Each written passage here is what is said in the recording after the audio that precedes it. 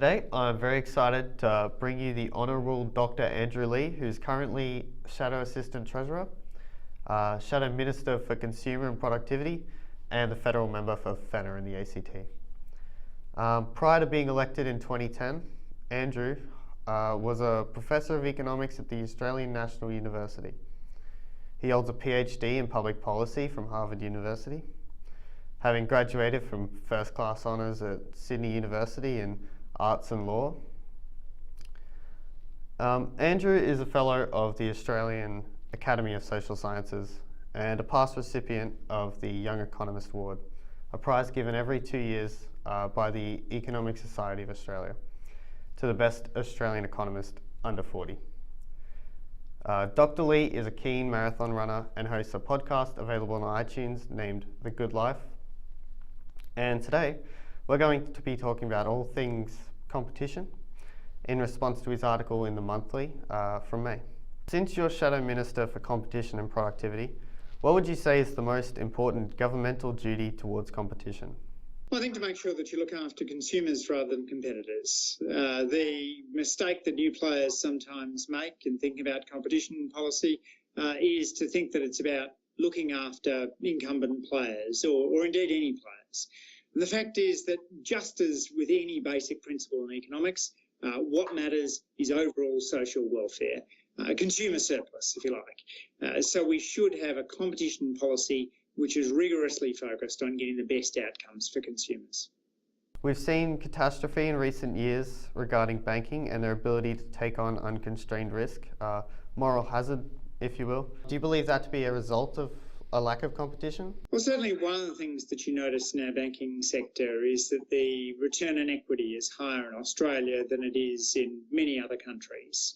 Australia's big four banks have provided stability to the system, and that was pretty important through the global financial crisis. But there's also a risk that they're behaving in the ways in which the textbook monopolist would behave, providing prices that are too high and quantity that is too low. What does that mean in concrete terms? Well, it means that people are paying more for their mortgages than they should, and potentially that marginal borrowers, who are probably small businesses looking for a loan, aren't able to get the credit that they need. I think it's also been one of the reasons why we've seen less expansion of Australia's banks overseas.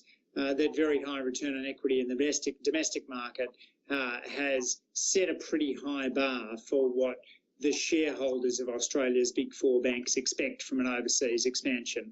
In many cases, they haven't gotten that, and that's why you've seen, for example, ANZ pulling back recently from its overseas enterprises. Macquarie is really the only Australian bank that's made a significant go of it outside Australia. Is it okay for consumers to pay higher prices for consistency and or stability? For example, if service stations started going out of business and now a service people rely on is no longer available, is that in the best interest for consumers?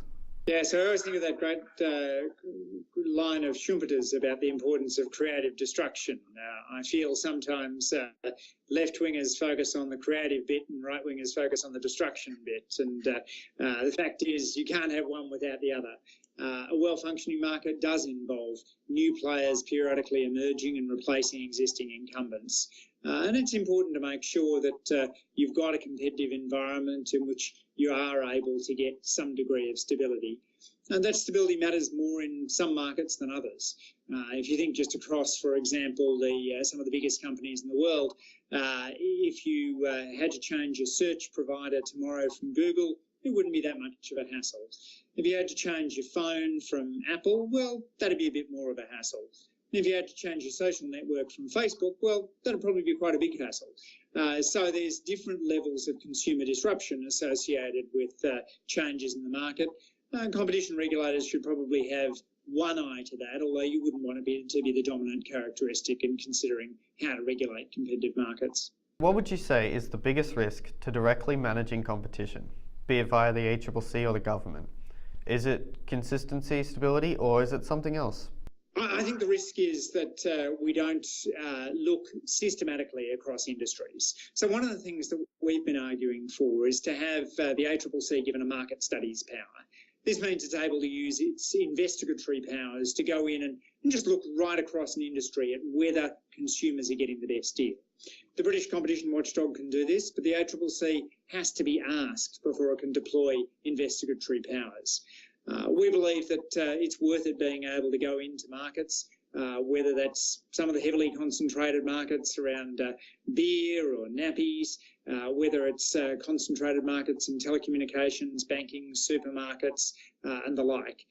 There are a range of highly concentrated markets in Australia, and making sure that consumers get the best deal does often involve giving the competition watchdog the power to look systematically at competition in industry.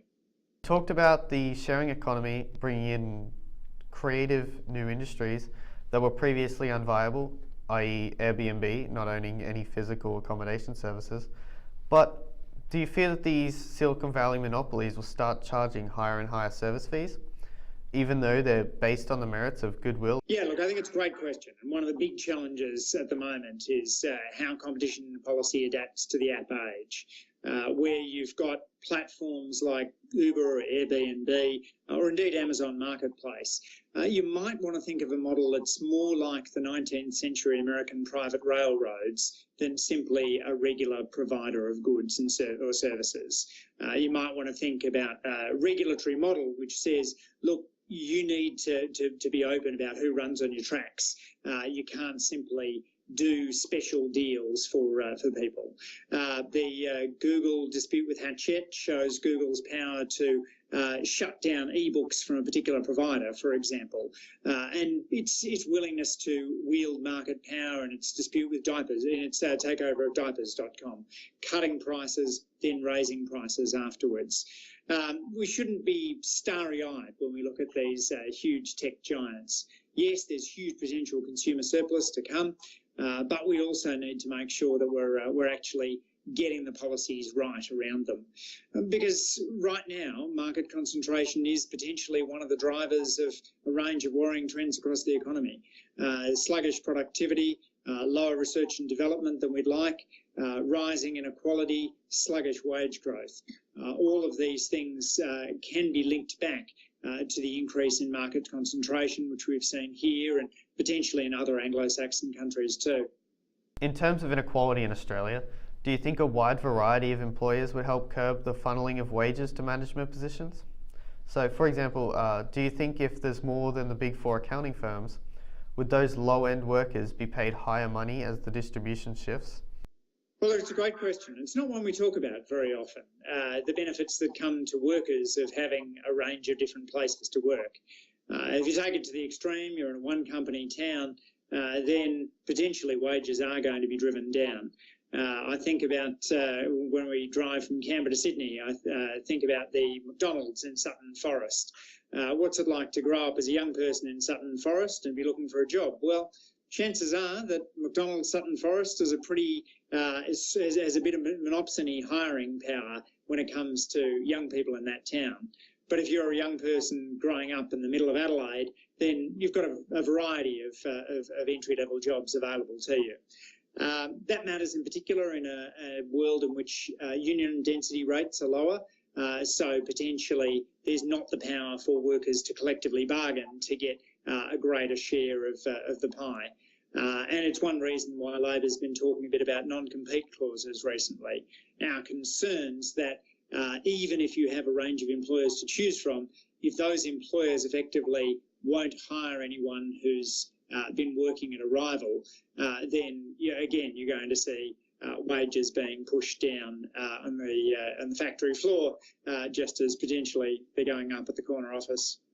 A lot of this discussion is related to the pricing power of labour and/or consumers. Do you think policies like work choices that attempted to provide more cooperation and discussion between employees and employees' works to give them back their power? If not, what sort of policies can be implemented to give more power to consumers and employees to determine prices?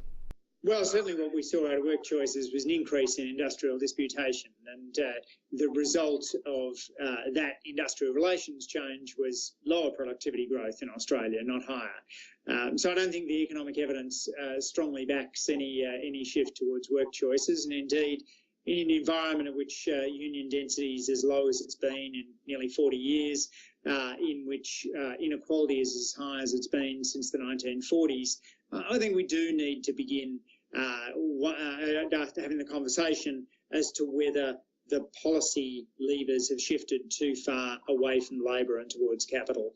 And indeed, at a time in which the labour share is at a half-century low, we need to be thinking rigorously about whether we've gotten the balance right in industrial relations. Was yours, and I assume Labor's approach towards workplace competition, a movement towards unions and their power and cooperation? Well, we certainly want to have a cooperative relationship with unions, and you've seen some sort of unexpected developments here. For example, Unions New South Wales has been engaging in a conversation with Airtasker about how to make sure that Airtasker makes profits not by driving wages down, but by creating new employment opportunities that didn't exist beforehand. Airtasker doesn't want to be creating another set of jobs in which you can't raise a family and pay a mortgage. They want to create good jobs. Unions New South Wales are keen to do the same. So there's the potential for, I think, some pretty positive cooperation in this area.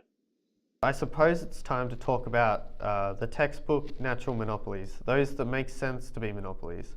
An example would be energy or water sectors. So today, Craig Memory told ABC News that energy providers in Australia have earnings up to 10 times more than necessary for stability. What's your take on these industries and the way it goes about competition? I share the views that the head of the ACCC, Rod Sims, expressed earlier this year, that we may have gone too far in the past in privatising natural monopolies. And you don't want to be particularly surprised when you take a monopoly provider, place it in private hands, and they behave exactly the way our first-year textbooks say they should. We do need to be pretty careful about these privatisations and think rigorously beforehand. Why do we expect it's going to be in the interests of the broader public to sell off a natural monopoly? Okay, thank you. Have a nice day. And you, take care.